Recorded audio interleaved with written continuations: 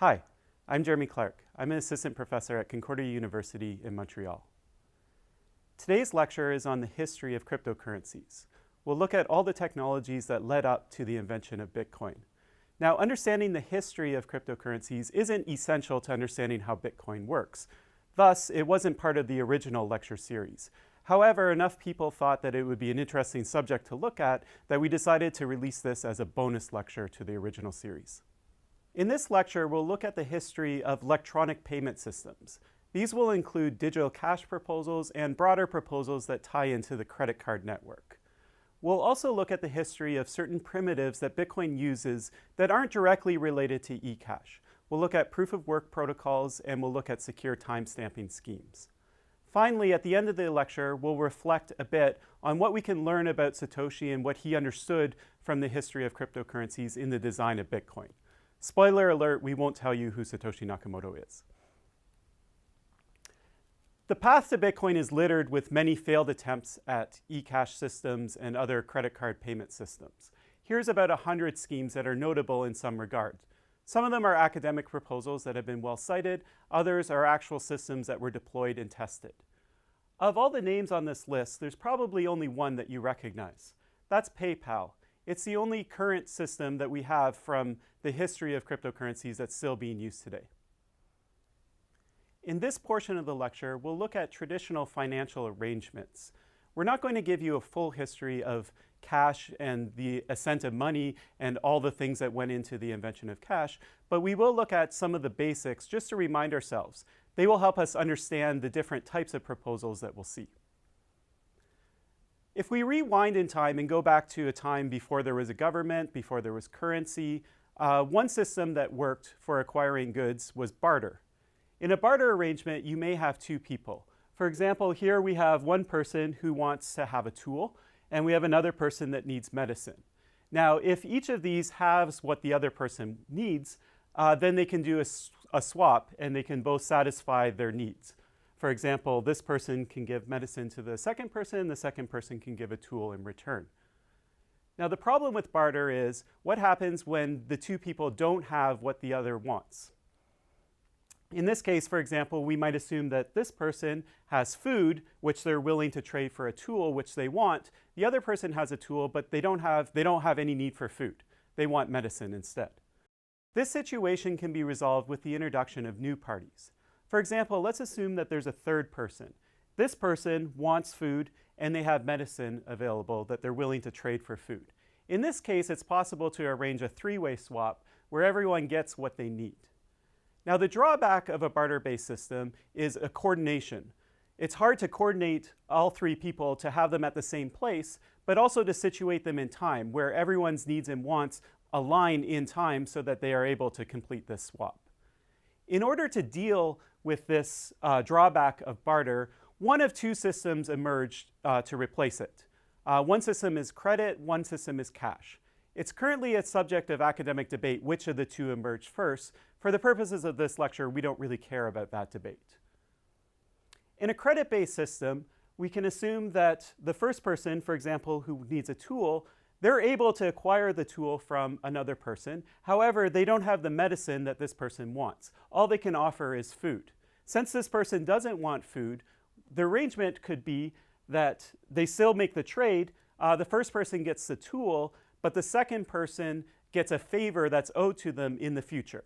In other words, this person has a debt that they need to settle with this person in the future sometime. Now, we can say that this person's needs are satisfied. She acquired the tool that she wants, but really she has a new need as a result of this arrangement. She has a debt, and she would at some point like to cancel that debt in the future. So that's her new want. Now, she can, at some future time, she may come across a third person. And in this case, the third person wants food, which she has. The third person is offering medicine. And if she remembers that medicine is what the person she has a debt with wanted to acquire, then she can trade her food for the medicine. And then when she has the medicine, she can go back to the original person and cancel the debt. As a result, everybody's happy. A second alternative we can look at is the cash-based systems. In this case, we'll assume the same scenario, except for in this case, we'll assume that this person also has some money, something of monetary value. In this case, when this person wants to acquire a tool from someone who's offering the tool, they can offer cash instead since they don't want the food that they have. So in this case, they do the swap. This person's satisfied, she has acquired her tool, and this person has acquired money, which is the value of that tool. Then later, if this person happens to come across this person, she still wants medicine, this person is offering medicine, she can swap it for the money. Okay? Finally, to complete the cycle, the original person has food, this person needs food and has money, they can pay for the food. And the money goes back to the original person who held the money in the first place, and everyone's needs are satisfied. Now we can contrast and compare cash systems versus credit systems. In a cash-based system, one requirement to bootstrap the system is you need an initial allocation of cash. The whole trading cycle would not have worked had the one person not originally had some cash on hand. By contrast, in a credit-based system, there's no allocation that's needed. It can work right out of the box. However, the credit-based system does have one drawback, and that is the party that gives the tool to the other party in exchange for a debt is taking on some risk. There's a chance that that person never comes back and settles the debt. Cash also allows for a finer grained precision when you want to say how much something is worth. In barter-based systems, it's hard to say if a tool is worth more than medicine or medicine's worth more than food. With cash, we can apply a mathematical quantity to how much something is worth. For these reasons, this is why we use a blended system today.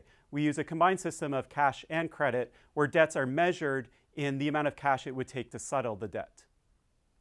A fairly direct application of these ideas can be seen in some proposals for peer-to-peer file sharing.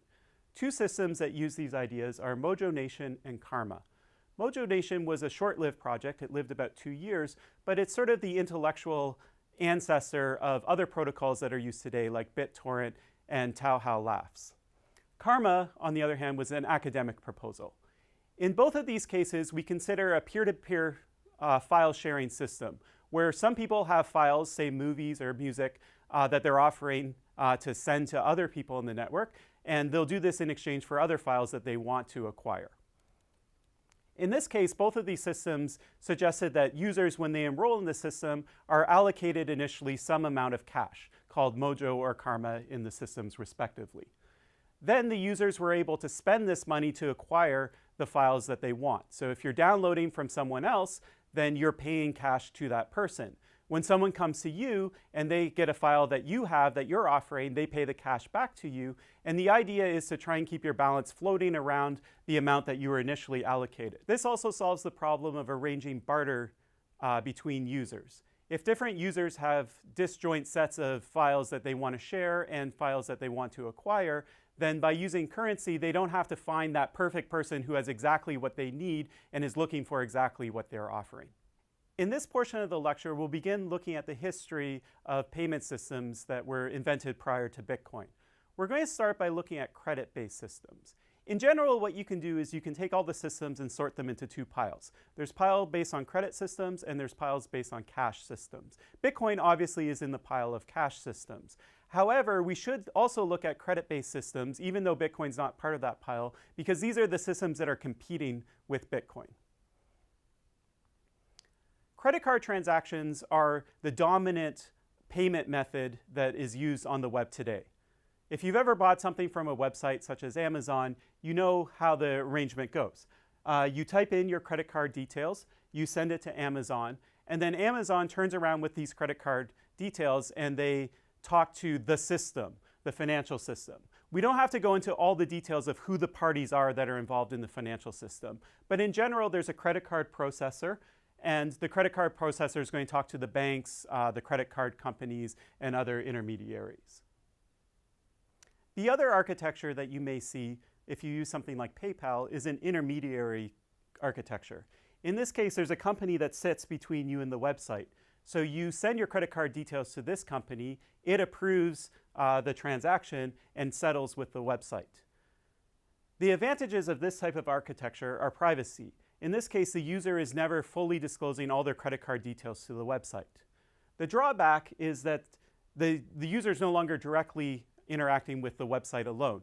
The user has to interact with this intermediary. They have to be aware that the intermediary exists. They may have to have an account with the intermediary. Now, an early system to use this type of architecture was a company called First Virtual. It was founded in 1994. First Virtual is an interesting company because beyond just being one of the earliest players in doing electronic payments, they were also one of the earliest companies to try and set up a virtual office, as it was called. And that's why they called their company First Virtual. So in a virtual office, there was no physical office where people met. People were scattered across the country, and they communicated through email on the internet. Now remember, in 1994, this was before the days of GitHub and Skype and Slack. And so it was very hard to run a business this way. And they have an interesting paper outlining some of the challenges of that business model.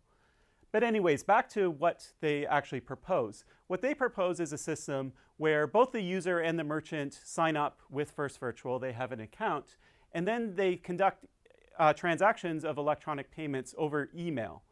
The idea is that once you put something in your cart and you say, I'd like to check out, what the merchant will do is they'll send an email to transfer@card.com, which is an email address run by First Virtual, and it will have all the details of the transaction. The user is then sent an email with the transaction details asking them to approve it. If the user emails back yes, then First Virtual will bill the credit card of the user, a credit card that the user had provided when they enrolled in the service. Then what will happen is First Virtual will wait to see if the user will dispute the credit card change. The user typically has 90 days to file a dispute. And so First Virtual will ride out these 90 days, and it's only on the 91st day that the merchant actually gets paid the money. This is a major drawback of the system, having to wait that long to receive payment if you're a merchant. However, amazingly, it's not that much different than what happens today. Today, the merchant does get paid immediately. However, there still is the threat that the customer will file a chargeback or dispute the credit card statement. And in this case, the merchant will have to pay the money back to the credit card company. Two other systems to use this architecture are Open Market and NetBill. And when you look at these early protocols, what's interesting is to drill down and see at a protocol level what protocols they're using to send transactions back and forth. First Virtual, as mentioned, was based on email. There were other competing approaches. In Open Market, it was based on encoding information into the URL. For NetBill, they use a custom MIME type over HTTP. In the mid-90s, there was also a competing approach to the First Virtual intermediary-based architecture. We'll call it the SET architecture. Like the intermediary architecture, it also tries to address the problem of users not sending all of their credit card information to the merchants. It's actually remarkable that no one thought that was a good idea in the 90s. It wasn't until much later that that system became predominant. In this system, it also tried to address the idea of the user having to enroll with the intermediary. So what they decided to pursue is an architecture where the user, once they've settled on the transaction that they want to conduct with the website, they only interact with the website. However, what they do is they take their view of what the transaction details are, and they encode their credit card information, and they encrypt it such that some server, some third party can decrypt it, but the merchant cannot decrypt it. They send it to the merchant, and the merchant takes this information. Since it can't decrypt it, all it can do is blindly forward it onto the third party. However, they also append their own view of what the transaction looks like. Then the third party can decrypt both of these. They can compare the views of the transactions, and if they align, they both say the same thing, then they'll approve the transaction. Now, SET was a standard that was developed by Visa and MasterCard in conjunction with a lot of technology companies at the time: Netscape, Microsoft, VeriSign, RSA. SET was had some intellectual ancestors. There was another company at the time called CyberCash. IBM had a proposal called IKP that was later standardized into a standard called SEP. And Microsoft, working with Visa, had also developed their own standard. All of these use that same architecture that we just described. And so the idea of SET was to unify this architecture, provide a specification where all of these systems would fit under the umbrella of SET. Now, CyberCash, the one company that went into SET, is an interesting company that we'll spend a few minutes looking at. CyberCash had very good relationships with the US government. In addition to their product that was based on credit cards, they also had a coin-based system, a digital cash-based system called Cybercoin. Cybercoin was a micropayment system. So what that meant is that you probably never have more than $10 in your account at any one given time. However, what CyberCash was able to do is they were able to actually get FDIC insurance for each account for up to $100,000.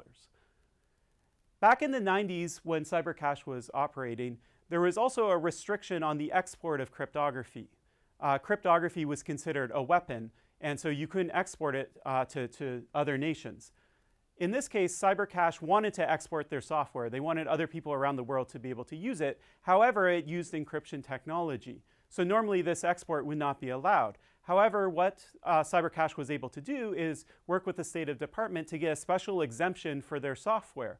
And the argument was that going into their software and extracting the encryption technology out of it would be way more work than it would take to just write the crypto from scratch. Also, leading into the year 2000, there was a lot of concern over a bug called the Y2K bug. The Y2K bug didn't turn out to be that big of a deal. There weren't a lot of systems that were influenced or affected by the bug. However, CyberCash has the dubious distinction of being one that was affected by it, and their payment processor software exhibited double payments as a result of this bug. They later went bankrupt in 2001. Their intellectual property was acquired by VeriSign, who then turned around and sold it to PayPal, where it lives today. So let's think about why the SET architecture didn't work. The big problem, probably the fundamental problem of the SET architecture, has to do with a subject of distributing public keys to all the people that need public keys in the protocol. This is called PKI, or public key infrastructure. And a nice way of thinking about this was actually developed by IKP, the IBM project that was one of the predecessors to SET. What IKP did is they came up with 3 levels of security. In the most basic security, only the processor had to have a public key. Now, they had to have more than a public key. This public key had to be bound to their identity in something called a certificate. So we can think of these as certificates. On the second level of security, all the merchants also had to acquire certificates. And in the third level of security, the highest level of security, not only did the processor and all the merchants have to have certificates, but they suggested that all users also have to go and acquire a certificate. Now, these certificates are used so that everybody in the protocol has signing keys. And essentially what happens is every time you do a transaction, everybody signs everything they do. And if there's disputes later, then there's a record of who said what about the transaction. So it's used to keep everybody accountable in the protocol. CyberCash always required level 3, and when the standardization of SET came along, they decided that level 3 was the best level. This is a level where, as I mentioned, all users had to go and acquire certificates. Now, this was a disaster. Users don't want to go and acquire certificates. It's complicated. You have to deal with a certificate authority. In these days, it wasn't an automated process. You would have to send enough information about who you are so that you could be granted the certificates. And so that's a big reason why the SET architecture failed. Some other points of interest about SET. It was, as I mentioned, SET is not a system itself. It's an attempt at standardization. It was done in 1996. Around the same time, another group, the World Wide Web Consortium, were also looking at standardizing financial payments. They took a different approach. They thought it would be interesting to extend HTTP, the protocol, in sort of arbitrary ways. And they had a very general proposal for how you might extend it. And one of the use cases that they had was doing payments. This never happened. Essentially, this was never actually deployed. The whole extension framework was never deployed. And so this was another standardization attempt that failed. At the time that we're recording this lecture in 2015, the W3C has recently came out and said that they would like to do another attempt at standardizing financial systems. And in this case, Bitcoin will be part of that standardization. However, given the past failures, they have a tough hill to climb. In the past portion of this lecture, we looked at credit-based systems. We'll now turn our attention to cash-based systems. Cash-based systems offer two advantages over credit-based systems. The first is they provide better anonymity. When you use a credit card-based system, the bank always knows what you're doing because the credit card is issued in your name. When you pay for something in cash, nobody necessarily knows who you are when you purchase something. The other thing that cash can enable is offline transactions, where you don't have to phone home to a third party in order to get the transaction approved. You can give someone cash and the transaction is done and everyone's satisfied. Maybe later they go to a third party like a bank to deposit the cash, but that third party doesn't need to be present in the transaction itself. Now, these two requirements are sort of a more extreme version of what Bitcoin offers. In Bitcoin, it doesn't offer the same anonymity level as cash. In Bitcoin, it offers pseudonymity, which means that some of your transactions could be tied together if you use the same Bitcoin addresses to originate transactions. Bitcoin also doesn't work in a fully offline way.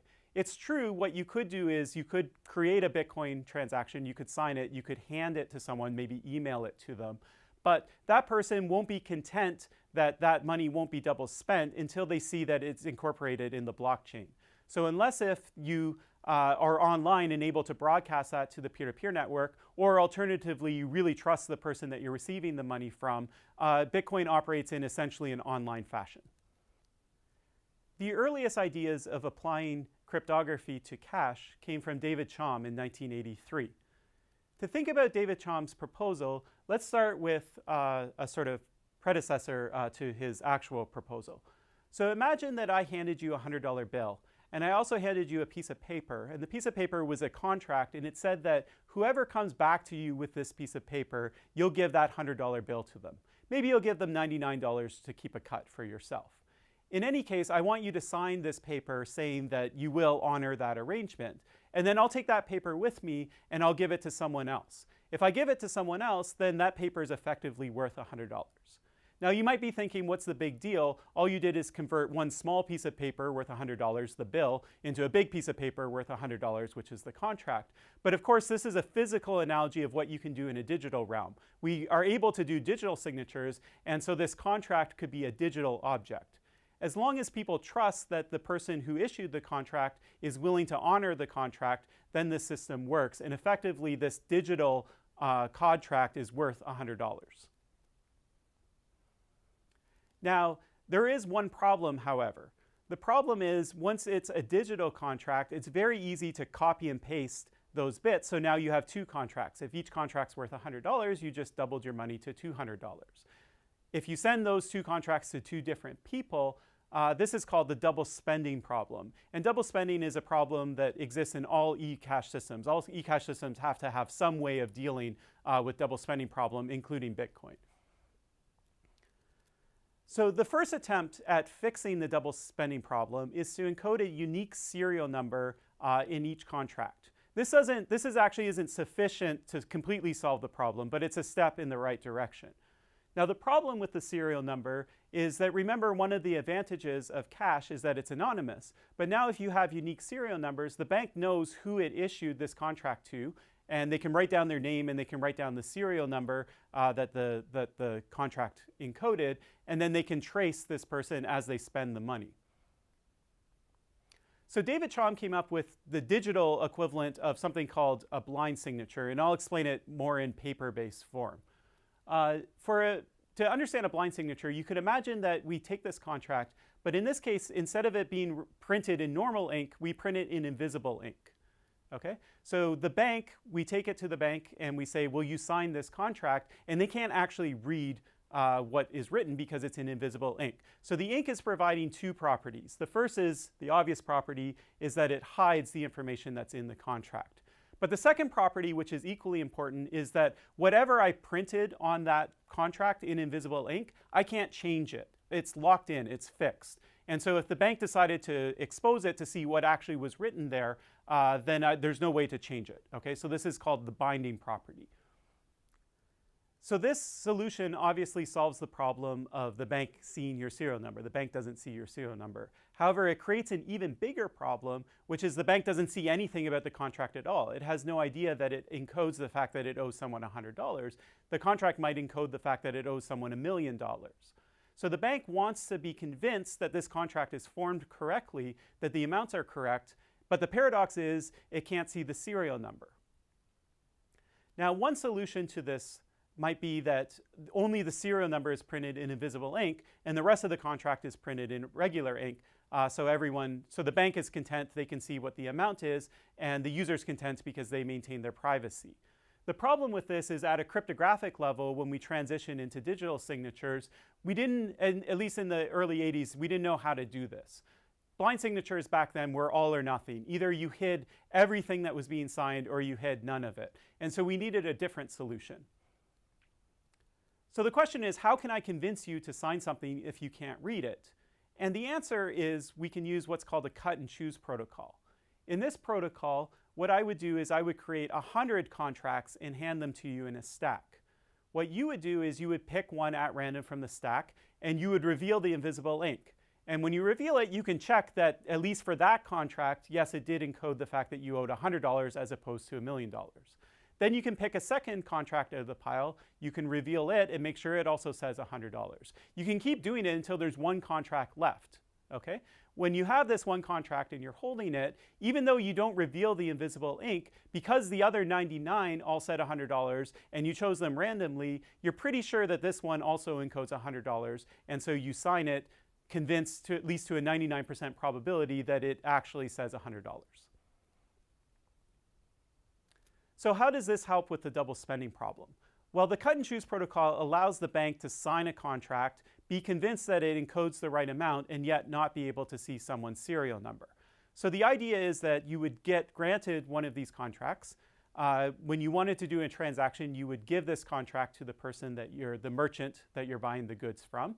And then the merchant would turn around and give it back to the bank right away. So in Chom's earliest system, this was an online transaction system where you had to phone home to the bank every time you received one of these contracts. And we can stop calling them contracts, we can call them coins, because that's another term for what they actually are.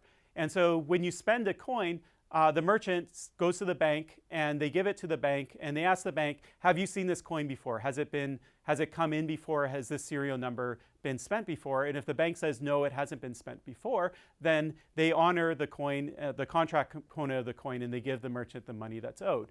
If the merchant goes to the bank and it has been double spent, then they can at least detect it. Now the problem is that if it is double spent, you have no idea who the buyer is because it's an anonymous system.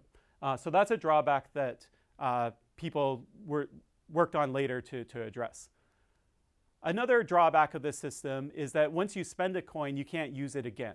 So it's not like an actual cash system where you mint coins, you hand it to the first person, they send it to a second person, and then the second person can give it to a third and a fourth, and you can have a whole chain of transactions.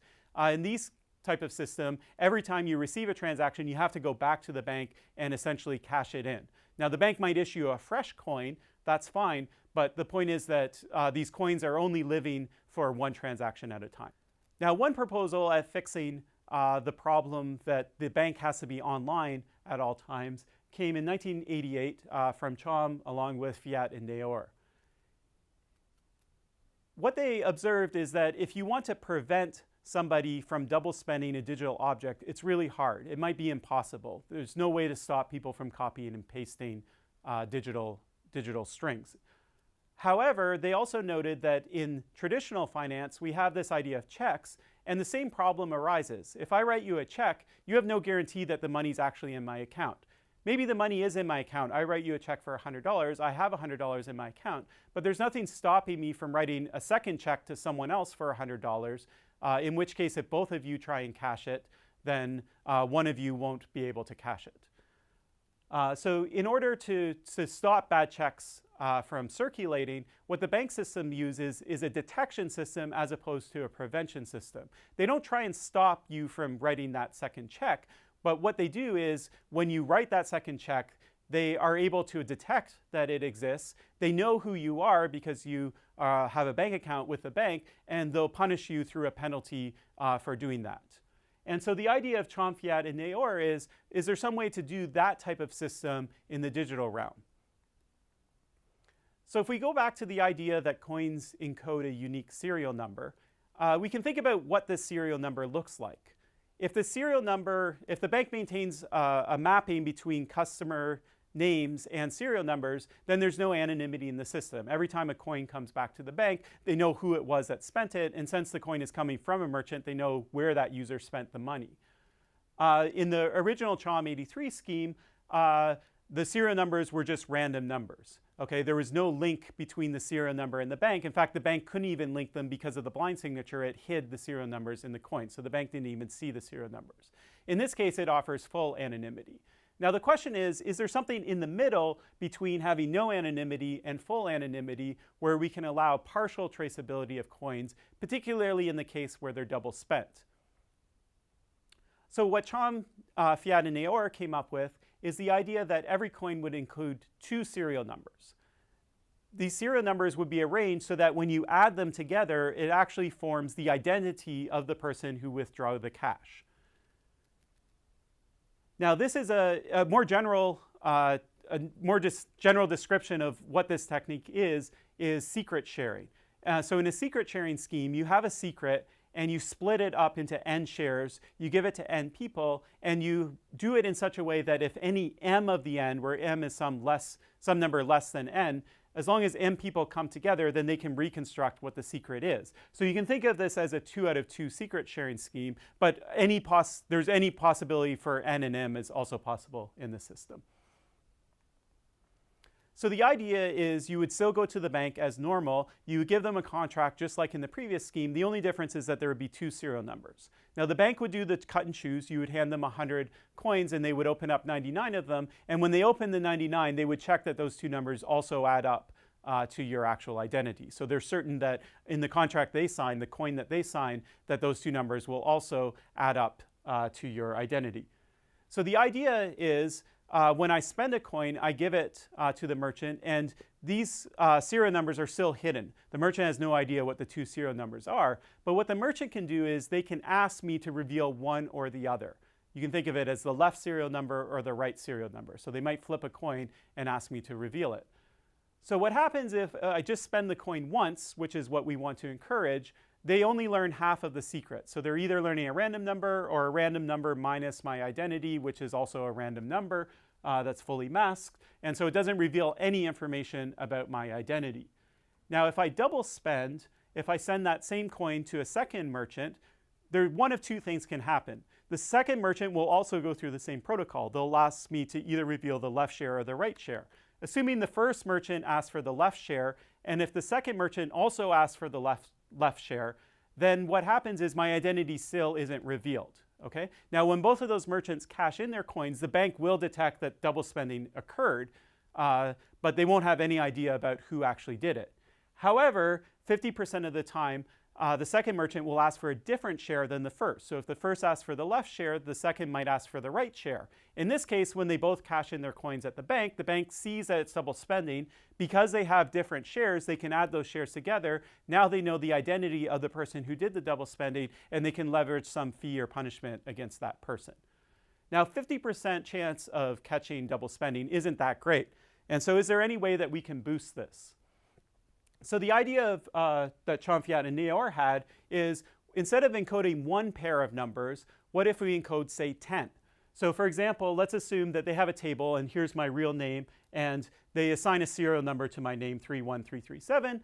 And so here's a list of 10 numbers, 10 pairs of numbers, and if you do the mental arithmetic, you'll see that in each case they add up to this number. So what happens is when I spend a coin, these numbers are originally hidden, and the merchant gets to go through the list and they get to pick from each pair whether they want to see the left number or the right pair, but they do this for all 10 instead of just one single pair. So for example, the merchant might ask for the left, the right, the left, and so on. Now when I go to a second merchant, we do the same protocol. They're initially hidden, but the second merchant gets to also for each pair ask for either the left or the right. And what will happen with overwhelming probability is that at some point going through these pairs, the 2 merchants will ask for different shares. So for example, in the second row, and also in a lot of other rows in this example, if they ask for the left share and the right share, and in that case you can add together those 2 shares and reveal the identity of the person who spent the money. And so this works to boost the probability from 1/2 to actually any number that you want. If you have n rows or n pairs, then the probability of getting caught is 1 minus 2 to the minus n. And so it goes up to, for example, 99.999% if you use 20 pairs. Now, this doesn't solve the problem of being able to spend a coin more than once. Once you spend your coin, the merchant still has to go back to the bank and they have to cash that coin in. And you can think about why. Why can't the merchant accept a transaction and then take that coin and turn around and spend it? Well, the answer is that that coin encodes the identity of the original spender. Okay, so if the merchant were able to re-spend that coin, then let's say they double spent it, then it would be the original person who was issued the coin whose identity is encoded in that coin. Now, you might also think, is there some attack here where I receive a coin and then I turn around and try and double spend it to falsely blame the person who gave it to me? But because I don't know what the other numbers are that are hidden, I only know the one path of opening up the pairs. That's all I can do if I turn around and try and spend it myself. I can only open up the same pairs. Now, there's a couple ways we can improve this protocol. One thing is the efficiency is really bad. If we think about the idea of using 20 pairs of serial numbers, in that case, we have 40 serial numbers, okay, 20 pairs. But remember, when you go to the bank initially, you hand them, say, 100 coins, and they're going to open 99.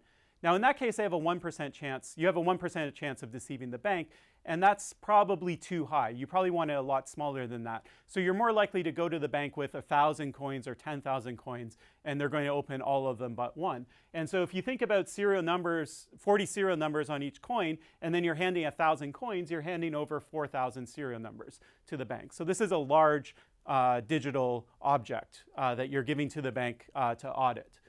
So what happened over the ensuing years is that a bunch of cryptographers look at this problem, and sort of in parallel to this eCash systems being developed, there was some advancements in an area called zero-knowledge proofs, which we're talking about in the earlier lecture in this series when you talked about zerocoin.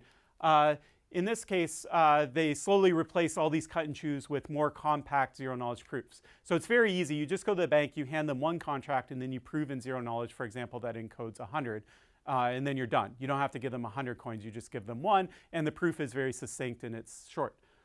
Another area of research was the idea of adding divisibility to the coins. So in Chom's original scheme, and in Chom, Fiat, and Naor, if you got issued a coin that was worth $100 and you wanted to buy something that was, say, only $75, there was no way to split that coin into 75 and 25. All you could do is go back to the bank, cash in that $100, and ask for a $75 coin and a $25 coin. So Okamoto and Ota, they had some interesting ideas. It used Merkle trees, which show up in Bitcoin, to create a system that was divisible, where you could actually subdivide the coins that you were issued without involving the bank in the process. Now, Chom took his ideas and he commercialized them. He formed a company in 1989 called DigiCash. And this was probably the earliest company that dealt with online transactions or tried to solve the problem of online transactions. They had about a 5-year head start on other companies like First Virtual and Cybercash that we talked about in the earlier lectures. The actual cash in their system was called eCash, and they had another system called Cyberbucks. And there were a couple of banks that actually implemented them. There were a few in the US, there was at least one in Finland. In this case, in the eCash systems, because it uses Chom's protocols, clients are anonymous. So the bank can't trace the money. When the money comes back, the coin comes back, it has a serial number, and the bank doesn't know which user's serial number that was issued to. However, the merchants aren't. The merchants, because they have to return coins as soon as they receive them, the bank knows all the information about the merchants, how much money is coming in at what time, etc. This is what the screenshot looked like from the software. And so you can see here there's a wallet, and it shows you your balance. And then here's all the coins that you have that have been issued to you from the bank. And because you can't split coins, because there's no way to split them up, what the bank does is they issue you a whole set of coins in different denominations. So for example, you might get 8 pennies, 8 2-cent coins, 8 4-cent coins, et cetera, so that you can always sort of reconstruct the right amount of change to pay for the exact amount of a transaction. When you filled out a transaction, what would happen is you would browse to a website. So for example, this is to make a donation to Epic. And if you wanted to donate the money, you would click the link on the website. And what it would do is it would open a server connection back to your computer. And so your computer had to have the full ability to be online and accept incoming server connections. It had to be running HTTP and have a port open to receive it. You had to have a full IP address. And if it was successful, the connection was successful, then your wallet service would launch on your computer, and then you were able to approve the transaction and send the money. Now, there were certain variants to DigiCash that were pursued. One thing that was sort of controversial about DigiCash is that the technology was patented, and specifically the blind signature scheme that was used had a patent filed on it. And so that stopped other people from developing eCash systems that used the same protocol. There were a bunch of cryptographers that hung out on a mailing list called the Cypherpunks mailing list. This later transitioned into the cryptography mailing list, and you'll know the cryptography mailing list as the place where Satoshi originally posted the white paper and introduced Bitcoin. But before it made that transition, the Cypherpunks, they implemented a version of eCash, of David's eCash, that was called Magic Money. And Magic Money was only for experimental use, so it did violate the patents, but because it was non-commercial, you could use it to experiment with. And it was sort of a fun piece of software to play with. The interface was all text-based. You could send transactions by email. You would just copy and paste literally into email. Hopefully you'd use a PGP key to protect the transaction in transit, and you could email it to another user. The other user would import it into a file on their computer, which was called allcoins.dat, which sounds a little bit like wallet.dat, which is what Bitcoin uses to store its coins. Another proposal by Ben Laurie, with contributions from lots of other people, is called Lucra. And in this scheme, what they did is they targeted the blind signature scheme, and they tried to come up with an alternative which wouldn't be covered by the patent, and then you can keep the rest of the system largely the same. Another problem that's interesting that arises when you use DigiCash is, as we mentioned, you can't make change. And so if you need to make change, you have to go back to the bank, and you have to get the bank to reissue the right set of coins so that you can make exact change for something. Ian Goldberg had the idea that maybe the merchant could send you coins back if they had some coins, so that you might overpay for the item, but then you would get some coins back. However, this introduces a problem with anonymity. Remember, in eCash, the senders are anonymous, however, the merchants aren't. And when the merchant sends cash back, technically they're the sender, so they're anonymous, and you, as the person who has to turn this cash into the bank, are not anonymous. And so there's no way to do that system without breaking the anonymity of the original user trying to buy the goods. And so he had a different proposal where there were different types of coins that would allow these transactions to occur, allow you to get change back, and preserve the anonymity of the user. Now, why did DigiCash fail? The main problem with DigiCash is it was hard to persuade, the banks and the merchants to adopt it. People didn't want to use it, and because no merchants, or not a lot of merchants, were using it to accept money, then users didn't want to use it either. It also didn't support user-to-user transactions. At least it didn't support them very well. It was really centered on the user-to-merchant transaction. And so if merchants weren't on board with the system, then there was no way to really bootstrap interest in the system. As a side note, Bitcoin, because it allows both user-to-merchant and user-to-user transaction, Bitcoin probably, part of its success could be attributed to the fact that it supported user-to-user transactions. So there was something to do with your Bitcoin, at least send it to other users, while the community tried to drum up support for Bitcoin and get merchants to accept it. So at the end of the day, DigiCash lost and the credit card companies won. In the later years of the company, DigiCash also experimented with tamper-proof hardware, or tamper-resistant hardware. In this case, they had devices. They might be a small device that was usually called a wallet, or it might be some sort of card. And what they were trying to solve is this double spending problem. And in this case, they weren't trying to just merely detect the existence of double spending. They were trying to actually prevent it. So in this hardware, there might be a counter that encodes your balance, and every time you spend money, the counter decreases. If you load the card with more money, then the counter goes up. But the point is there's no way to physically or digitally go in and tamper with that counter. So if that counter goes to 0, then that card stops being able to spend money. Now, there were a bunch of companies that looked at this tamper-resistant hardware in addition to DigiCash. DigiCash worked later with a company called Cafe, which was based in Europe. There was also another company formed called Mondex that was later acquired by MasterCard. And Visa had their own variant called Visa Cash.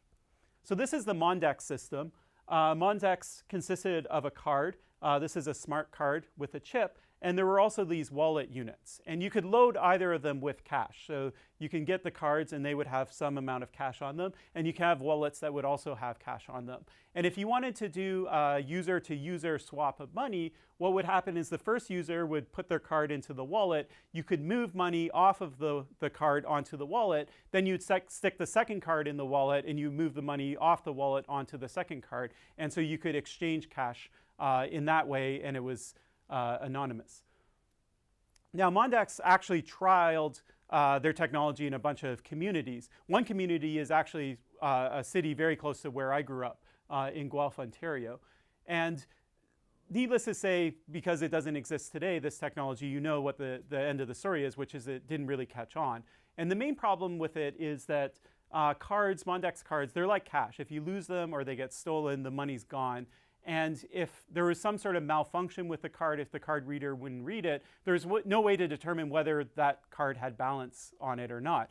And so Mondex, typically what they would do in these scenarios is they would incur the cost. They would assume that, that the card was loaded, and then they would re-enumerate the user for that lost money. But that cost the company a lot of money. The wallet itself was also, it was sort of a larger form factor. It was slow in order to process. It was much faster to pay with credit card or with cash. And retailers hated having a bunch of these terminals. They just wanted to have one terminal for your Visa card, and they didn't want to have two different terminals. So for all of these reasons, the Mondex experiment was not successful. However, what was successful is, if you remember these cards, we have these small chips on them. And so this is a smart card technology. Today, in a lot of countries, including Canada, where I live, every single credit card and every single debit card now has this technology on it.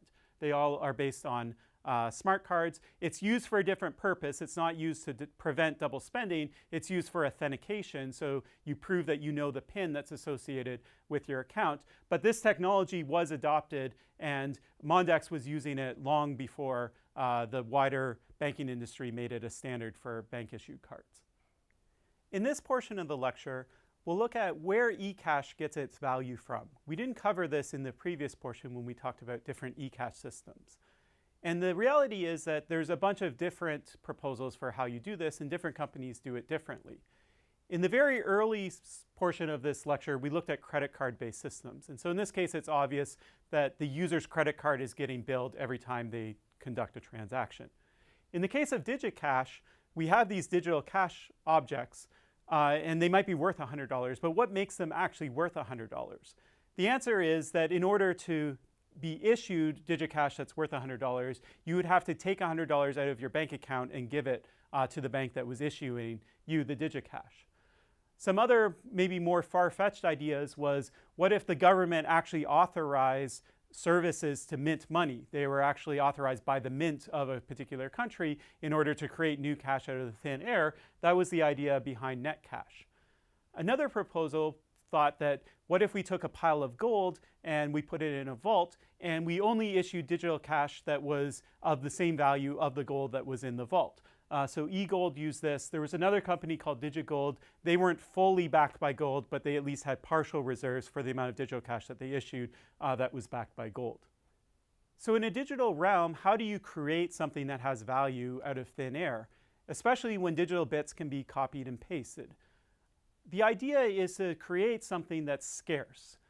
Scarcity is one of the features of all, not just cash, but other things that have been used, like gold or diamonds, as substitutes for cash.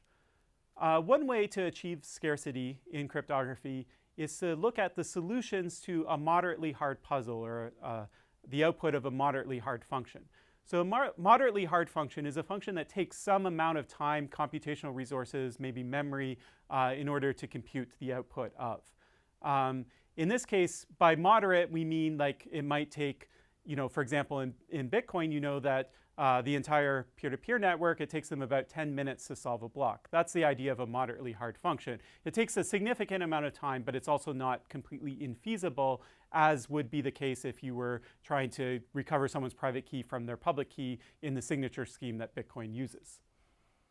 So the idea of applying moderately hard puzzles to solving cache-like systems, cache-like problems, was first proposed by Dwork and Naor, and they looked at email spam. And so their idea was, what if every time you spend an email, you would have to compute the solution to some moderately hard puzzle? For the average user, it wouldn't be that much of a barrier to sending emails because you're not sending emails very frequently. But if you're a spammer and you're trying to send out thousands or millions of emails all at once, then that cost would become prohibitive once you multiply it by the 1,000 or 100 or million emails that you're trying to send.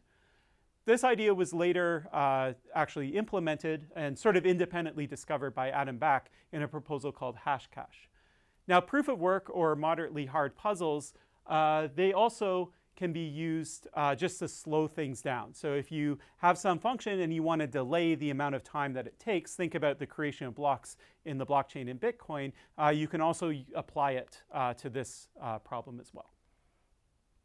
So Hashcash, as mentioned, was proposed by Back in '97, and it was the same idea, which is that if you're an emailer, or you can think of it as a more general, at a general level, if you are the consumer of some resource, then in order to consume that resource or send an email, you would have to generate the solution to one of these moderately hard puzzles, or they're also known as proof of work protocols. So the specific puzzle that Hashcash uses, which will look familiar to you having looked at Bitcoin, is what happens is you're given a hash function and you're given some string, and we'll talk about what's in this string, but the idea is you have a nonce value and you can choose any value you want. So the easiest thing would be to set it equal to 0 like a counter and then step through. And so what you would do is you would hash this string together with your chosen nonce, say 0, and you would look at the output. Now the output will be random looking, and just by chance, it will have a certain number of leading zeros. Maybe it has none. The output happens to start with a 1. Maybe you get 2 or 3 leading zeros. And the idea is that you would change this nonce value and you would keep computing this hash until you happen to find some nonce value that satisfies an output where there's m leading zeros, where m could be a number like 20 or 40. Now, what's inside the string that you're hashing that ties it back into the email system that we're trying to do?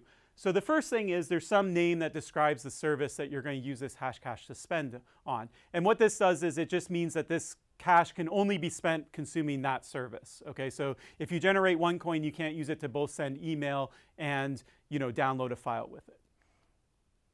Another thing is a validity period. So Hashcash has the problem of double spending like all eCash systems, and it solves it the same way as everyone else does, which is the person that's receiving the Hashcash, they just keep a list of all the Hashcash they've seen, and they check it to see if someone spends it twice. Okay? Now this list would get really long over time, and so if you put a validity period into the Hashcash, say the Hashcash lasts 3 months, then your list, you can at least shorten it. As soon as Hashcash that you've seen that expired a month ago, you can purge it from your list and you can end up with a shorter list. Another alternative if you don't want to maintain a list is if you have an interactive protocol where the person that you're giving the Hashcash to is online when you're ready to deliver or consume the resource, then what that person can do is they can send you a challenge. And if they send you a challenge, you can incorporate it in your proof of work. And now that proof of work or that Hashcash is specific to that person. That person gave you the challenge. They know that it's not a double spend because they choose random challenges every time they ask for Hashcash. The final alternative is if you are not in the interactive setting, if you're just generating Hashcash yourself, it could be that a spammer still is able to send a million emails just by spending a really long time computing Hashcash for all the emails that they want to spend. And so one thing you can do is you can prove that your Hashcash is fresh, that it was freshly generated. It wasn't generated before some period in the past. And the way you can do this is with a beacon. A beacon is just a fancy way of saying some source of unpredictable randomness. So in the Hashcash proposal, they thought about lottery tickets. You could use the lottery numbers of a certain day, and if that was involved in the creation of this Hashcash, you know that the person started computing the Hashcash after those lottery numbers were released. You could also use stock market prices, or you could use the cover of the Times of London because no one could predict what the story would be on a particular day, at least not before, say, a day before that newspaper was published. Now, you might recognize a beacon from Bitcoin because in Bitcoin, what Satoshi did is in the very first block, the Genesis block, he incorporated a newspaper article that proved that he didn't start working on the blockchain until after the date that that newspaper was published. Okay, so this could prevent some sort of far-fetched attack, but maybe where he pre-computed a huge blockchain, and then as other people came into the Bitcoin network and started competing with him to solving blocks, if someone else solved the block, he could just drop 2 or 3 blocks because he had this long pre-computed chain. Okay, so he proved that he didn't actually do this attack by incorporating a beacon into the Genesis block. Let's compare and contrast Hashcash with Bitcoin. Now, the problem with Hashcash is that the granularity of the proof of work or moderately hard puzzle is very coarse. Essentially, all you can do is you can increase the number of zeros that are required at the output of the hash function, or you can decrease them. What this effectively does is double how hard the problem is, or you can scale it back and halve the problem as well. So we know from Bitcoin that the blockchain, you want to solve blocks on average, the whole network wants to solve them in about a 10-minute interval. So let's say that for some reason the network got really fast and they started solving blocks on average in 8 minutes instead of 10 minutes. And so you want to make the problem a little more hard. Now, if Bitcoin used Hashcash's proof of work, then they could only double it. So it would go from 8 minutes to 16 minutes, and then that's way too long. And so what we want is a finer grain precision where we can make it harder so that something that's taking 8 minutes can take exactly 10 minutes. So Satoshi observed that there's a way of thinking about the Hashcash proposal for proof of work that's equivalent but looks at it slightly different. If you think about an output that has a whole bunch of leading zeros, well, any number with a huge number of leading zeros is actually just a small number. That's another way of thinking about it. Small numbers are numbers that have a lot of leading zeros. And so what you can think of it as equivalently is you're hashing this thing until you get a number that's smaller than some upper bound. Okay? And in Hashcash, because they're selecting bits, that upper bound has to be a perfect power of 2, but there's no reason that it has to be a perfect power of 2. It could be any number that you want. You can just pick a number and say, keep hashing until it's less than this number. And so with that tweak, Satoshi proposed that that number just be any integer. It's called the target. And the proof of work that Bitcoin uses is very similar to Hashcash, but with this twist that you're trying to generate an output of your hash that's less than this particular number. Now, another proposal for how to mint coins using proof of work comes from Rivest and Shamir in '97. These are the R and the S in the RSA crypto system, respectively. And they observed that with Hashcash style minting, what happens is when you solve, say you create one coin, if you want to solve the proof of work to create a second coin, a third coin, it takes you the same amount of work every time you want to do it. Now for Rivest and Shamir, unlike a Hashcash where users themselves are generating their own Hashcash, Rivest and Shamir were interested in what if a government decided that they wanted to mint money instead. And if you think about how anti-counterfeiting works just in, say, paper currency, in order to counterfeit a bill, there's a huge initial cost. You have to acquire all the equipment to mimic the security features that are on the bills. But once you have all that equipment, then you can print, it doesn't matter if you print 1 bill or you print 100 bills, your costs go down. So it has a huge fixed overhead cost, but it has a low marginal cost. And so they were interested in whether you could do a proof of work scheme that would mimic these properties, where it would cost a real lot to mint that first coin, but once you had the computational abilities to mint that first coin, then minting a second, third, and fourth coin became a lot cheaper. And so they had a proposal. It was also based on hash functions. In this case, it was based on finding collisions as opposed to pre-images. We won't go through the details of their scheme, but it was interesting at a high level, the problem that they were trying to solve. Another extension of Hashcash comes from Hal Finney, and what Hal didn't like about Hashcash is that once you create a unit of Hashcash, you spend some computational resources creating it, you spend it, but then you have to retire that coin to prevent double spending. You have to check that that coin doesn't get spent again. There's no way that once you mint a piece of Hashcash, it can be passed around from person to person. So he thought, well, what if I set up a server, and every time you spend a Hashcash, a piece of Hashcash, you can send it to the server, and the server will sort of refresh that coin. It won't refresh it by computing a new proof of work. It will just refresh it because you trust the server to only refresh coins that it receives and not create new coins out of thin air. And then to provide a layer of security, what he did is he based this server using a trusted platform module, or a TPM, which is a little chip where you can create programs, and you can actually remotely over the internet check and see that that computer is running exactly the program that was specified. So he set up a server that used this remote attestation so you could check that this refreshing service wasn't creating its own new coins, it was just refreshing existing Hashcash. Now let's think about the differences between Hashcash and Bitcoin. So as we mentioned, Bitcoin effectively uses Hashcash as proof of work, but it modifies it slightly. Instead of shooting for a number that's smaller than a perfect power of 2, it's any number. But that's just a slight modification. The more substantial difference is a little more subtle. In Bitcoin, the proof of work is being used for a different purpose than minting coins. You're not solving the proof of work in order to mint coins. Now you might be saying, wait a minute, that's not right. We have these miners, and miners, we call them miners because they're minting new coins, and all miners do is solve proof of work, right? So obviously the proof of work is being solved in order to mine new coins or mint new coins. However, there's a subtle distinction here that needs to be made. The best way to think about this is maybe think about what happens to Bitcoin after all 21 million Bitcoins are created. What happens is the miners, the so-called miners, they continue solving the proof of work even though they're not getting any new money. Okay? So they're not actually solving the proof of work to generate new money. They're doing something else to solve the proof of work. Specifically, what they're doing is they're solving the proof of work to add blocks to the blockchain. Okay? Now, the mechanism for minting new coins piggybacks on that system, where if you create a new block, we'll also insert new coins into that block, at least for a certain time period that Bitcoin runs over. But it's not the idea of Hashcash where any individual can fire up their computer and directly mint coins by solving a proof of work system. Bitcoin also differs from Hashcash in the sense that Bitcoin has a lot more to it than Hashcash does. In Hashcash, it's a simple system where you just mint a coin, you send it to someone else.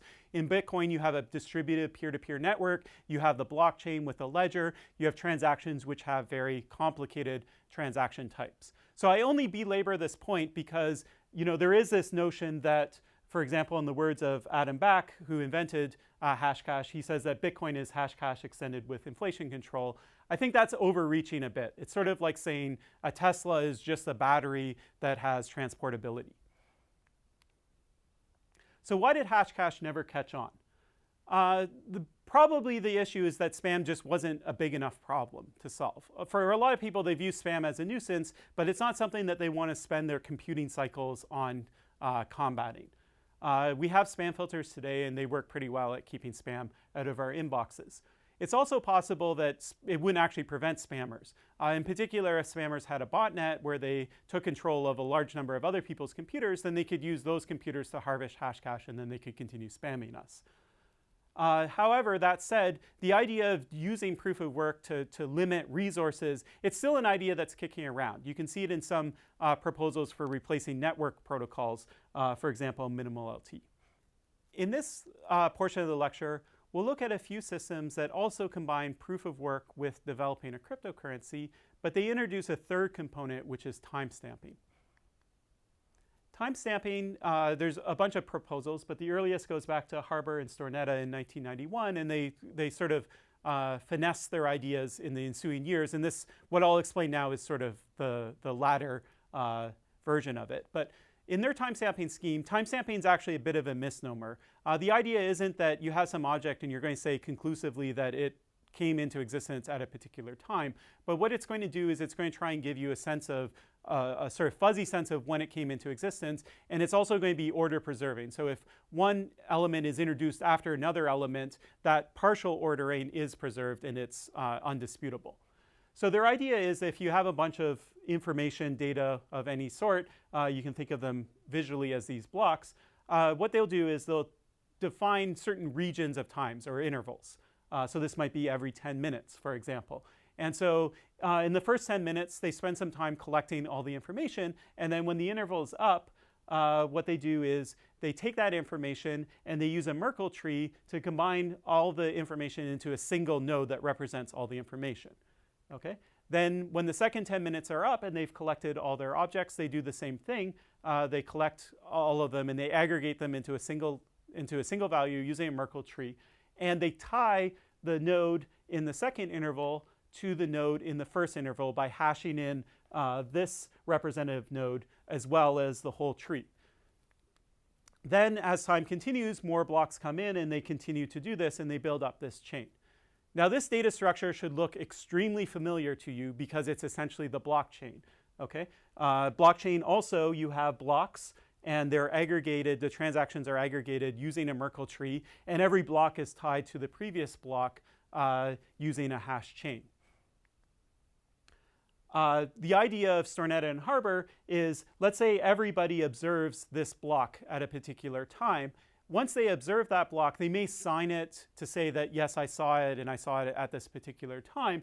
And once you observe this block, then everything that happened before is sort of fixed. You can't go back and you can't change the ordering of any of the events that occurred before. So you don't have to pay attention to all of these blocks as they come in, but the idea is that occasionally you check in, you grab the latest value, and when you grab it, it sort of fixes all the stuff that existed before it. So let's compare and contrast this timestamping service, which looks a lot like the blockchain in Bitcoin, with the blockchain itself.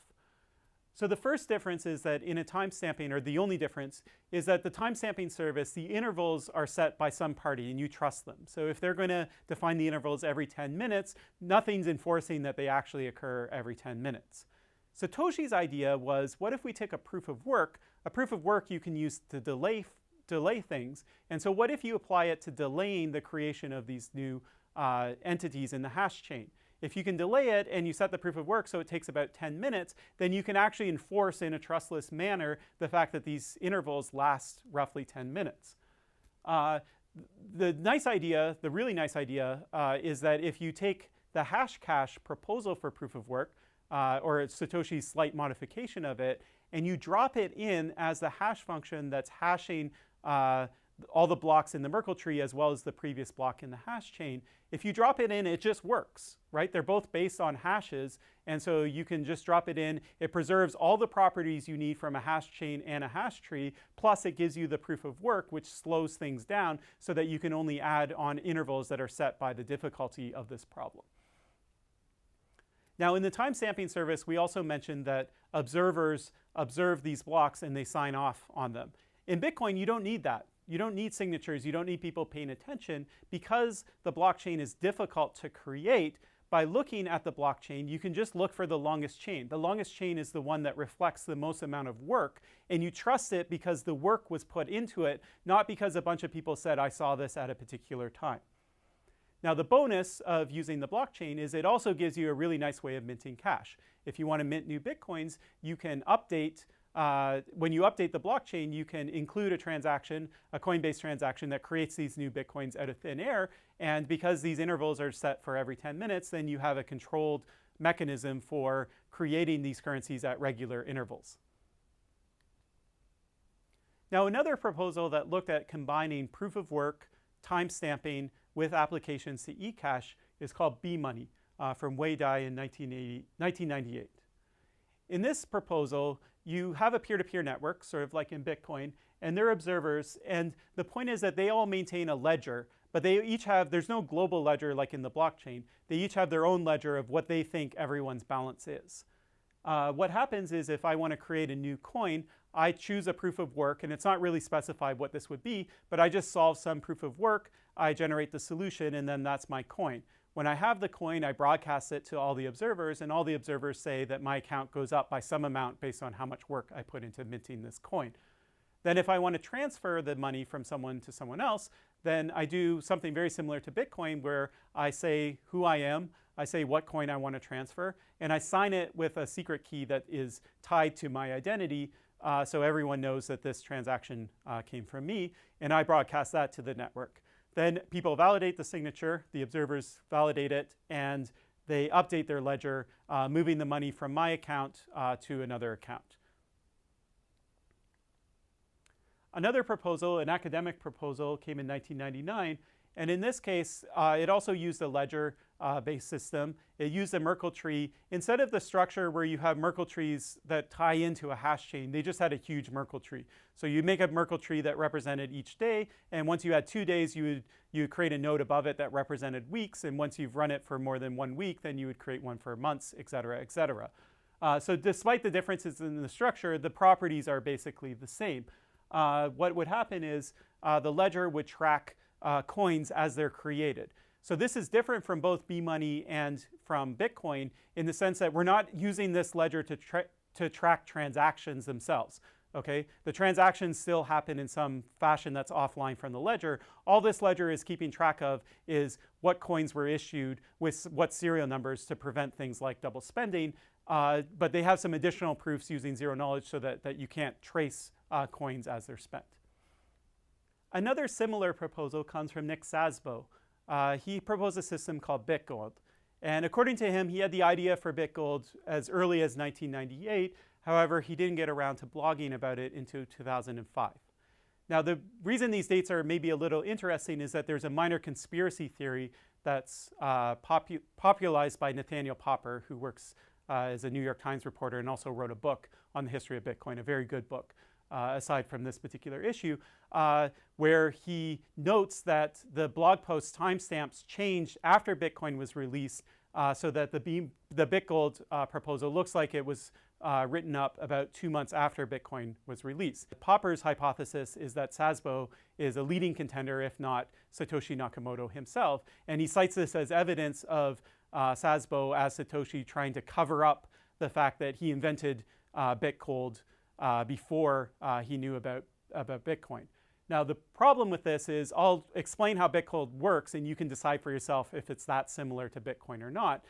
The other problem is if you actually read the contents of the blog post, Nick is very clear about him having this idea in 1998, and he doesn't try and change those dates. So a more reasonable explanation is that maybe he just bumped the post to the top of his blog after Bitcoin just to popularize the idea and make sure that people were aware of his similar proposal that existed prior to it. Anyways, let's take a look at the proposal itself. So in this proposal, it starts off very similar to bmoney or Hashcash. You have a user, Alice, and she takes a challenge string. She computes a moderately hard proof of work function on it to create a solution. Now, where does this challenge string come from? Well, there was somebody who created currency before her.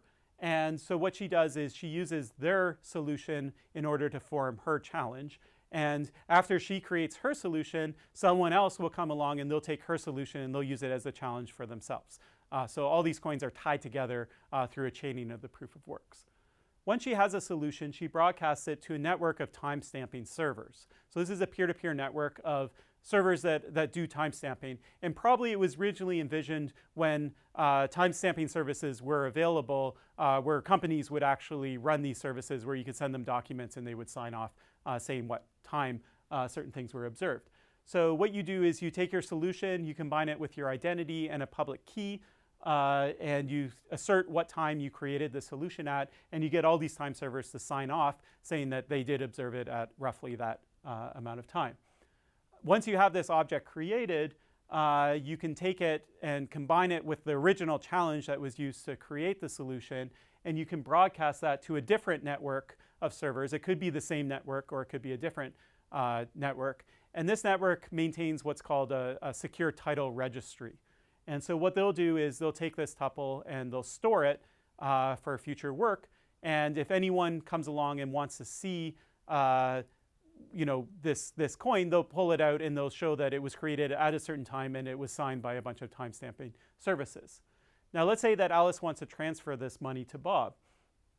What she does is she gets Bob's identification and his public key, and she creates a second type of transaction, and she specifies her original transaction. She asserts that she wants to move this transaction from her identity to Bob's identity. She lists Bob's public key, and she signs it with her private key that corresponds to the public key that was incorporated in the original transaction. And so this is what stops anybody from transferring the money other than Alice from Alice's account. Then she broadcasts this transaction to the network, and the network records it, and the whole system continues. Now, smart contracts is something else that was pioneered by Szabo that Bitcoin touches on, and other altcoins like Ethereum take to a larger extent. Smart contracts, Nick never really wrote directly about how smart contracts would work in BitGold. He did write in general about how they might work with the secure title registry, which is the primitive that BitGold uses to keep track of all the transactions. But in any case, he did a lot of writing on that aspect of digital cash as well. In both bmoney and BitGold, proof of work is used to directly mint currency. Anybody can solve a proof of work, and the solution is money itself. In the Bitcoin, the solution to a proof of work isn't money itself. It's a block that extends the blockchain.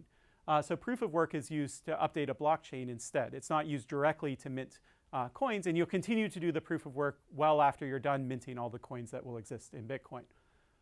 bmoney and BitGold rather, rely on time stamping services. So they rely on basically trusting that certain people see things at certain time and they sign off on it. In Bitcoin, you actually don't really care about what time certain things were created. All you care about is the relative order, that certain blocks were created after other blocks. And the reason that you can trust that a particular blockchain that you see is an accurate one is based on the amount of work that went into creating it. Because it takes a lot of work to create the blockchain, that's what makes you trust it, not because it was signed by a bunch of entities that assert that certain things happen at certain times. So in Bitcoin, it's a really simple solution where you can just look at the blockchain and use the longest chain. Finally, when you think about the entities that make up the peer-to-peer networks in bmoney and BitGold, if these entities start disagreeing about things that you see, you're going to basically decide what the ground truth is by counting who says what, by basically taking a vote amongst these entities. But since anybody can become an entity and entities might hide behind 100 identities, then it's really hard and not very reliable to do these type of mechanisms. In Bitcoin, because they apply the proof of work to the blockchain as opposed to relying on timestampers to assert that certain things happen at certain times, then what you can do in Bitcoin instead is you can count the work that went into the creation of something as assertion of its validity, rather than relying on what a certain number of people say. So in other words, you're counting the amount of computational power that's backing some version of events, as opposed to relying on the number of identities asserting that a certain order of events occurred. bmoney and BitGold never took off. Both of them were just proposed in bmoney's case, it was on a mailing list. In BitGold, it was across a series of blog posts. Neither of them were implemented directly. And because they were blog posts and not full specifications, not as detailed as, for example, the Bitcoin white paper, and there was no code to go along with it, the blog posts sort of gloss over a couple issues that may be solvable, may not be solvable. But what happens when people disagree about version of events is something that's not explained very well or in a convincing manner. I note that bmoney doesn't really explain it at all. BitGold does refer to some academic literature on how you solve problems, so it's a little more convincing, but there's nothing like a full rationale and explanation of how it's going to resolve conflicts. The second is that once you solve a proof of work and you broadcast it, someone else might try and steal it, and then it's a foot race to see who gets to register it first. That could probably be solved by incorporating into the challenge the identity of the person who's creating the coins, but that's not explicitly mentioned. A third problem is determining how hard the proof of work should be when you mint the coins, and how much that amount of proof of work is actually worth. So in bmoney, every piece of currency that's created, and in BitGold as well, it may have a completely different value depending on how hard a particular moderately hard function was at a given time given the computational advancements. What Bitcoin does instead is it adjusts the difficulty as the network gets faster, or it scales it back, and it keeps everything uniform. So every Bitcoin is worth, or a fraction of Bitcoin is worth the same amount, whereas that's not guaranteed in B-money or BitGold. Different coins could be worth different amounts depending on the functions that were used to create them.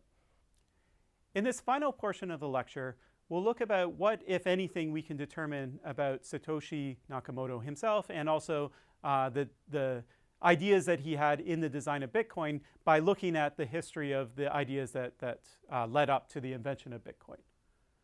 So first off, just as a refresher, who is Satoshi Nakamoto? A lot of people know him as the creator of Bitcoin, and that's sort of an abstract notion. Okay, we can be a little more specific about what was done in the name of Satoshi Nakamoto. So according to Satoshi Nakamoto, and I'll note as an aside that when Satoshi asserts that something is true, I'm going to take him at his word. Okay, I don't think just because he's anonymous, there's a reason that he's going to lie about certain things. So if he says that I started coding Bitcoin in May 2007, let's believe him and believe that that's true. So at least according to him, around May 2007 is when he started coding Bitcoin. He registered the domain bitcoin.org in August 2008. And at that time, he started sending private emails to a few people who were, he thought might be interested in the proposal. Okay? Then a little later, in October 2008, he released publicly a white paper that described the protocol, and then soon after he released the code for it as well. Then he stuck around for about 2 years. And over these ensuing 2 years, he posted lots of messages on message forums. He emailed with lots of people. He responded to people's concerns. On the code side, he submitted patches to the code. He fixed it up in conjunction with other developers and basically maintained the source code. In December 2010, he then left the project. Now, I'm referring to Satoshi Nakamoto as a he. I have no reason to believe that he's a he as opposed to a she. It's just since he assumed a male name, it's the easiest pronoun to use. Another thing I'm doing is I'm referring to him as a single individual. There is a theory that maybe Satoshi Nakamoto is a collection of individuals. I don't buy this theory. I think that he is probably an individual. The reason why is if we think about what was done in the name of Satoshi Nakamoto, if we start at the end and we think about the 2 years somebody spent replying to emails and patching code, it would be really hard to think that this would be multiple people sharing user accounts and passwords and responding in similar style, a similar voice, and making sure they didn't contradict each other. It just seems a much simpler explanation that at least this portion of what Satoshi did was done by a single individual. Now, if you look at what he writes and what he says and the patches that he makes to the code, it's clear that he understood, whoever this single individual is, that individual did understand the full code base of Bitcoin. And so it's very reasonable that they're also the person that created the original piece of Bitcoin software. Okay? It's also clear from their writings that they understood all the design aspects of Bitcoin, and so they're probably the person who wrote the white paper as well. There's no reason to assume otherwise. Now, all of this isn't to say that Satoshi didn't have help with the original design. However, we know that Satoshi is very quick to attribute any help he receives after Bitcoin is released to the people that contributed to the project, and there's no reason to think that he would lie about inventing something by himself when he actually had help from other individuals. Now, we might ask ourselves, what did Satoshi know about the history of eCash? And to understand this better, we can look at what he cites in his white paper and also the references that existed on early versions of the Bitcoin website. So if we look at his white paper, we see that he cites some papers on basic cryptography and probability theory. He also cites the timestamping work that we saw in the previous slides, and it's very natural to think that he based the design of the blockchain on these references since the similarities are so apparent. He also cites the Hashcash proposal, which has a proof of work that's very similar to the one that's used in Bitcoin, and he has a reference to B-money. Later on the website, he added references to BitGold and as well to Hal Finney's reusable proof of work schemes. Now, if we look at the history of email transactions that were made public by people who corresponded with Satoshi Nakamoto in the early days, we see that the B-money proposal was actually added after the fact at the suggestion of Adam Back. Satoshi then emailed Wei Dai, who created B-Money, and apparently Wei Dai was the one that told him about Nick's proposal about BitGold. Okay, so these proposals weren't probably inspirations for the original design. He later corresponded a lot with Hal Finney, and that's quite a reasonable explanation for why he cites reusable proof of works, at least on the website. So based on just the citations in the white paper, it seems reasonable that maybe the only things that he knew or thought were relevant about the history of eCash was Hashcash and the timestamping proposals. In the early days of Bitcoin, Bitcoin had a Wikipedia article, and at some point it was flagged for deletion by the moderators of Wikipedia because they thought it wasn't relevant or noteworthy. And so there was some discussion between Satoshi and others about how to get this article so Wikipedia would accept it. And what Satoshi did is he actually suggested a stub article, a single sentence that describes Bitcoin. And the way he phrased it was the following: Bitcoin is an implementation of Wei Dai's B-Money, proposed on cypherpunks in 1998, and Nick Szabo BitGold proposal. So Satoshi at this point did see positioning Bitcoin as an extension of these two ideas, or an implementation of these two prior systems, as a good explanation of how it worked. However, from the previous slide, it seems that Satoshi actually didn't know about these two systems when he came up with the original design of Bitcoin. Now, what about everything else? The Chaumian eCash, all the credit card proposals that we looked at, all the microtransactions. What about all of that stuff? Did he know any of that history? Well, the answer is we don't know what he did know or what he didn't know, but he didn't give any indication really of knowing that history. And it's just as likely that he didn't reference this because it just wasn't relevant to Bitcoin. Bitcoin used a completely different model, and so there's no reason to talk about these old systems that failed. He does mention in passing Chaumian eCash in one of his blog posts when he's talking about another proposal called opencoin.org, and he notes that they seem to be talking about the old Chaumian central mint stuff, but maybe because that was the only thing available. Maybe they would be interested in going in a new direction.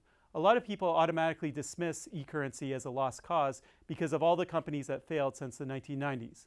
I hope it's obvious it was only the centrally controlled nature of those systems that doomed them. I think this is the first time we're trying to decentralize non-trust-based system.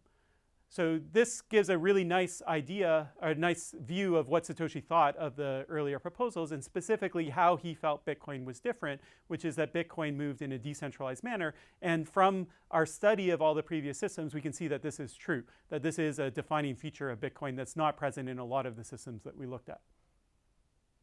Another interesting quote from Satoshi suggests that maybe he's not an academic.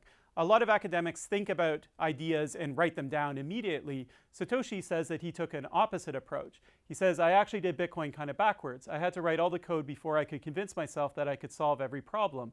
Then I wrote the paper. I think I will be able to release the code sooner than I could write a detailed specification. A final question we may ask ourselves, colored by what we understand from the history of eCash, is why does Satoshi maintain his anonymity? The first reason might be it's just for fun. There's lots of people that write novels that are anonymous. There's graffiti artists like Banksy that maintain their anonymity. And at that time, in the community that he was involved in, the cypherpunk community and the cryptography mailing list, there were lots of people that were posting on that mailing list in an anonymous fashion. The second, that ties a little closer to what we've seen, is maybe there were legal reasons that he was concerned about revealing his identity. There were a couple of events in particular that led up to the release of Bitcoin, where two other proposals, one was called Liberty Reserve and the other eGold, which we talked briefly about, ran into legal trouble for money laundering. In particular, in 2006, the CEO or the founders of Liberty Reserve actually fled the United States because they were afraid they were going to be indicted on money laundering charges. And for eGold, the founders stayed in the United States, and they were actually indicted and eventually pled guilty to the charges. And this guilty plea was registered just right before Satoshi started the Bitcoin and website and started emailing people about his proposal. That said, there's lots of people that invented eCash systems, and nobody else was scared of the legal implications, and no one else remained anonymous as well. So this may have been a reason, it may not have been the reason. Another thing is that we mentioned that certain aspects of eCash were patented. And if you go back to the culture of the cypherpunk movement, they were concerned about implementing eCash systems because they may violate the patents of some of the technology that was patented. And so here's a post proposing that, for example, they launch a project to implement David Chaum's eCash system, which was subject to a patent, and they do it under the guise of anonymity so that no one knows who they are, and then if they get sued for violating the patent, no one can find them to actually issue the lawsuit. A final reason that's often cited is that because Bitcoin was so successful and Satoshi has a lot of Bitcoins that are worth a lot of money, that maybe he's doing this for personal security reasons. And this could very well be the reason why he maintains his anonymity. Choosing to be anonymous isn't a decision you make once, it's something that